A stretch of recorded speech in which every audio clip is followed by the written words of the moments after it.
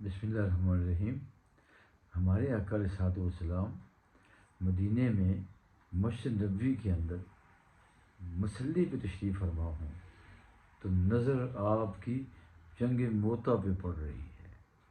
وہ دیکھو میرا زید بن حارثہ شہید ہو گیا، وہ دیکھو میرا جعفر شہید ہو گیا، اور جنت کے اندر اس کے 2 بازو کٹ گئے تھے، جنت کے اندر اللہ نے اس کو 2 پر عطا فرمائے ہیں، وہ میرا جعفر جنت کے اندر اڑ رہا ہے۔